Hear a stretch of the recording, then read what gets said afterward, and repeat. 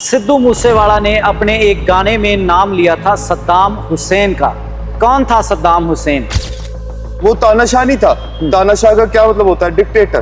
ठीक है, जो नहीं सुनता किसी की। जो सद्दाम हुसैन है वो कभी सरेंडर नहीं करेगा, वो हाथ खड़े करके नहीं आएगा कि मैंने कपड़ा नहीं टांगना। एंड उसके बाद जब इनकी फांसी होती है, मतलब इनका फेस भी ब्लर कर दिया जाता है। उनके जो बयान होते थे और उनकी कुछ ऐसी आदतें थी जो हमें पढ़नी चाहिए एंड बहुत यूनिक होती थी और उससे बहुत सीख भी मिलती है, नॉट इन द प्रोफेशनल और corporate world. Punjabi singer Sidhu Moosewala ने अपने एक गाने में नाम लिया था सद्दाम हुसैन का। कौन था सद्दाम हुसैन? सद्दाम हुसैन के बारे में कई दिलचस्प किस्से हैं, जहाँ पे वेस्ट उसको एक टेररिस्ट बोलता था, वहीं पे उसके अपने लोग या उसके चहीते या उसको चाहने वाले उसको आज भी एक क्रांतिकारी या अपना जो देश को प्रेम करने वाला बताते हैं। तो सद्दाम हुसैन ने अपनी आर्मी को ट्रेनिंग देने के लिए बुलाया था एक भारतीय फ़ौजी को, एक पंजाबी फ़ौजी को। ऐसे कई और किस्से और सद्दाम हुसैन की कहानी जानेंगे, कैसे वो कुछ लोगों के लिए आतंकवादी था, कईयों के लिए वो राष्ट्रवादी था। बातचीत शुरू करते हैं। मेरे साथ करण गरेवाल राय मौजूद हैं जो इस विषय पे जानकारी रखते हैं। सबसे पहले स्वागत है, बहुत बहुत। तो शुक्रिया। सद्दाम हुसैन जो कंट्रोवर्शियल फिगर था इंटरनेशनली, उसका नाम तो सबको पता है। कईयों को कुछ किस्से पता हैं, कईयों को एक साइड दिखती है टेररिस्ट, कईयों को दिखता है राष्ट्रवादी या अपने देश को प्यार करने वाला। पंजाबी सिंगर सिद्धू मूसेवाला, उसको एक तरीके पेट्रोनाइज करा उन्होंने अपने एक गाने में, सद्दाम हुसैन का नाम लिया तो हीरोइकली पेश करा गया। तो क्या कहानी थी? कौन था वो पंजाबी फौजी जिसको बुलाया था आर्मी ट्रेन करने के लिए, और कौन था सद्दाम हुसैन, आतंकवादी या राष्ट्रवादी? ये बिल्कुल सही बात है सर जो आपने कही। अपना पहले तो मैं ये बात बताना चाहूँगा कि उसको जैसे तानाशाह कहा जाता है, वो तानाशाह नहीं था। तानाशाह का क्या मतलब होता है? डिक्टेटर। ठीक है, जो नहीं सुनता किसी की या कुछ नहीं करता। उसके लिए जो टर्मिनोलॉजी प्रॉपर हम कह सकते हैं उसको हम बेनोवेलेंट डिक्टेटर कह सकते हैं। Benevolent dictator, right? Just like Joseph Broz Tito जो पहले थे कि अपना सबकी सुनते भी थे, जी जी जी, देश जोड़ के रखा था। अब सद्दाम हुसैन जो थे, इनको हम सबको पता है, जब इन्होंने वेस्ट से अपना नाता तोड़ लिया, वेस्ट यानी कि अमेरिका, जर्मनी, यूके और जितने भी ये देश है, इटली, फ्रांस वगैरह, तब इनके अगेंस्ट पड़ गए। ठीक है जी। अब जब वो इनके अगेंस्ट पढ़ते हैं, और वो पढ़ते भी किस लिए है? क्योंकि जब अंग्रेज, आपने एक बात सोची होगी, अगर हम कोई सोचते भी हैं कि लगभग काफ़ी देशों को जो आज़ादी मिलती है वो वर्ल्ड वॉर के बाद मिलती है जी, चाहे वो इंडिया, चाइना, पाकिस्तान, कोई भी हो, ठीक है, इजराइल हो, ठीक है जी। तो इराक का भी कुछ ऐसा ही था हिसाब किताब, एंड इन्होंने यूके ने पपेट सरकार उधर बना के बिठा दी। सद्दाम हुसैन ने जब रिवोल्ट किया, रिवोल्ट किस चीज़ का किया? क्योंकि वो सरकार फ्री में ऑयल दे रही थी सबको, यानी कि वो कठपुतली थी, वो सरकार यूके की कठपुतली थी। हाँ जी, कि फ्री में तेल दे रही थी, तेल बांट रही थी। जब सद्दाम हुसैन ने ये चीज़ कही कि ये मेरे देश का तेल है, नेचुरल रिसोर्स है, तो आप फ्री में कैसे लेके जा सकते हो? अगर आज की तारीख में हमारे घर पे अगर कोई है ना, किसी का भी नेचुरल रिसोर्स है, नेचुरल रिसोर्स हो और फ्री में नहीं हम देते, तो बहुत बड़ी बात है जिसपे इकोनॉमी स्टैंड करती थी। और सद्दाम हुसैन एक ऐसा इंसान जिसको पूरे अरब वर्ल्ड में एक बहुत ऊपर में दर्जा मिला हुआ था। ठीक है जी। अपना वैसी शख्सियत थी सद्दाम हुसैन। और इसमें एक दो बातें मैं और ऐड भी करना चाहूँगा, जो कि ये है कि सद्दाम हुसैन जी जो थे, वो जब उनको फंसाया भी गया, जब उन्होंने ओपन डिबेट के लिए बुलाया भी जॉर्ज बुश को, जब बहाना बनाया कि आपके इधर बम है, ये है, वो है, जब उनको बुलाया भी गया, बुश नहीं आया, अमेरिकन प्रेसिडेंट, एंड जब उनको पकड़ा गया, ठीक है जी, उन्होंने सरेंडर नहीं किया था, बंकर लगा के बंकर में थे। एंड जब इनको पकड़ा भी गया, पकड़ने के बाद भी इन्होंने जब इनको सजा सुनाई जा रही थी उस समय भी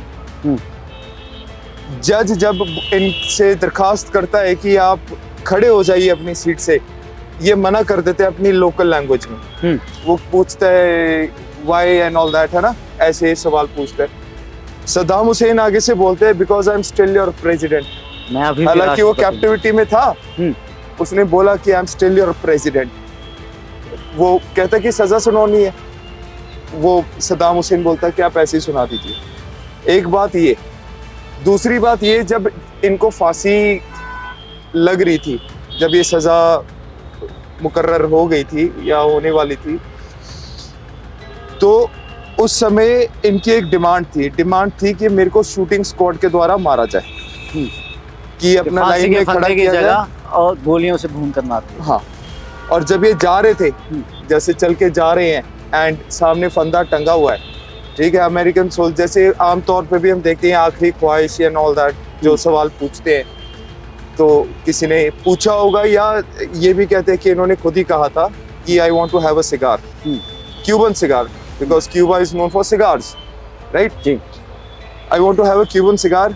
आराम से बैठते हैं, हंसते खेलते हैं, अपना बातें करते हैं, सो वेल हाउ यू, ऐसे करके बात करते हैं। तो आखिरी ठीक है। इच्छा में सिगार मांग ली। सिगार भी आराम से, as if there is no tension और एनीथिंग।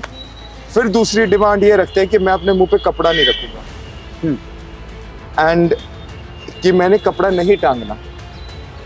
एंड उसके बाद जब इनकी फांसी होती है, मतलब इनका फेस भी ब्लर कर दिया जाता है, और जबकि इनके अमेरिकन ट्रूप जब फांसी दे रहे थे, आई थिंक सो ये बात है कैंप जस्टिस के नाम से जानी जाती थी, और इधर इनको फांसी दी थी।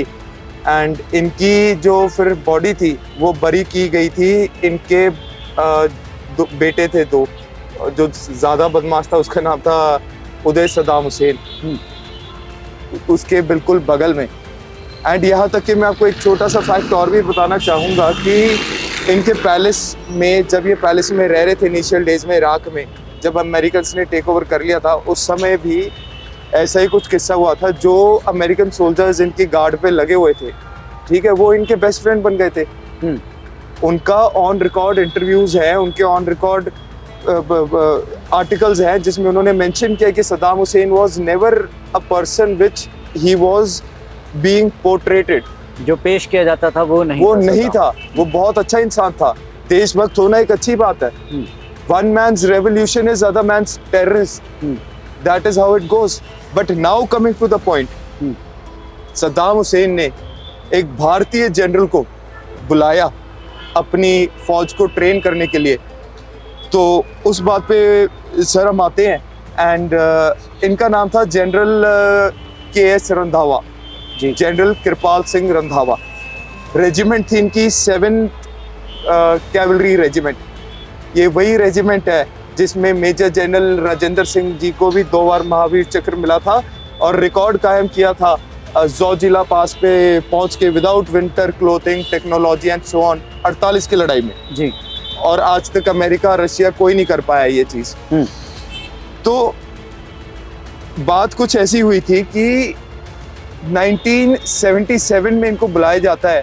उससे पहले इनका जो डिफेंस मिनिस्टर था सद्दाम हुसैन का, जो डिफेंस मिनिस्टर था और chief of the army staff था, नेमली अदनान खैरला जी, ठीक है जी, एंड जनरल अब्बास, ये दोनों स्टूडेंट्स हुआ करते थे इंडिया में जनरल साहब के, जनरल रंधावा के। उन्होंने training the and they were very much impressed, और उधर जाके इन्होंने अपनी गवर्नमेंट से रिक्वेस्ट की कि हमें हमारी फौज को ट्रेन करने के लिए ऐसे ही शख्सियत की ज़रूरत है। और उस समय में सद्दाम हुसैन ने, जब उन्होंने सारा कुछ किया, सब कुछ पढ़ा देखा, तो उन्होंने नाम लेके बुलाया कि यही शख्स हाँ जी, इसी चीज़ पे आ रहा था मैं। जब उन्होंने सारा इन्वेस्टिगेट किया, सब कुछ किया, everything was sorted and done, उन्होंने भारतीय सरकार को चिट्ठी लिखी कि I want lieutenant general Kripal Singh Randhawa to train या to be head of the Indian training team in Bhutan जी। बाय नेम बुलाया गया ठीक है, गए भी नहीं थे? तो आम तो गए भी थे। 1977 से 79 तक एक्टिवली फाउंडेशन स्टोन इन्होंने उधर ले किया था। नहीं तो आम तौर पे कुछ चीजें ऐसी होती है, अब आप ये मान लीजिए इंडिया और पाकिस्तान है, पाकिस्तान में जो हमारा राजदूत है या जिनको हम हाई कमिश्नर कह देते हैं, तो पाकिस्तान अगर ये बोलेगा कि मेरे को ABC करके कोई एक नाम लेता है और वो कहता है कि हमें ये बंदा चाहिए इधर का, हम कभी नहीं भेजते ना, वो ऐसा करेंगे जी। उसका कारण ये है कि they are here to serve our interest. हमें जो लगेगा कि आगे वो दूसरे देश को परसुएड कर लेगा, तब सारी भेजें। चीजें होती है, राइट। तो ये डिप्लोमेटिक वर्ल्ड में एक बहुत ही यूनिक चीज थी, बहुत ज्यादा यूनिक, बहुत हुई भी होगी तो बहुत कम हुई होगी। के नाम लेके बुलाया गया और भेजा भी गया, और भेजा भी सब- गया, बनाया भी गया। एंड अपना इराक, और ये उन टाइमों की बात कर रहा हूँ सर मैं, जब पूरा इस्लामी दुनिया 57 मुल्क आते हैं। आज की तारीख में 202 203 मुल्क है दुनिया में। उस तो टाइम 57 उसमें से तो ये थे, ठीक है जी। बाकी सोवियत यूनियन था एक, हम तो नॉन अलाइंड कंट्री थे। सारी दुनिया एक तरीके से हमारे अगेंस्ट थी, ठीक है जी। और ये उन टाइमों में भेजा जाता है जब 70 और इनका जिनको एक तरीके से लीड कर रहे थे, क्योंकि एक कॉमन अरब वर्ल्ड बनाना चाहते थे ये, कि ये जितने भी देश है 57, ये एक इनकी करेंसी हो, एक ही सब कुछ हो।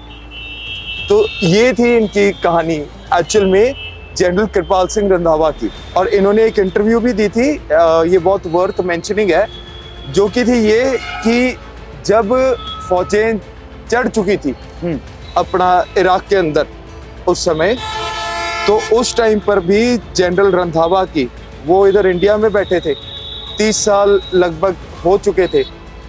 उन्होंने इंटरव्यू में कहा था, ये चीज़ ऑन रिकॉर्ड है, उन्होंने कहा था कि इनको जो है, जो सद्दाम हुसैन है, वो कभी सरेंडर नहीं करेगा, वो हाथ खड़े करके नहीं आएगा। मतलब उसके लिए अच्छा सोचते थे वो कि सद्दाम हुसैन, वो एक उसकी दिलेर पर्सनालिटी को और- अच्छे से जानते थे। एंड हाथ खड़ा करके कभी नहीं आएगा वो बंदा, उसको तुम्हें ऐसे या तो मारना पड़ेगा, या he was a true soldier from heart. But the point is, दिक्कत यहाँ आती है कि जैसे आम तौर पे जो हमें वही सोशल मीडिया हो गई या नॉर्मल मीडिया हो गई या इंटरनेशनल मीडिया हो गई, जिसको गलत दिखाना है वो गलत दिखेंगे।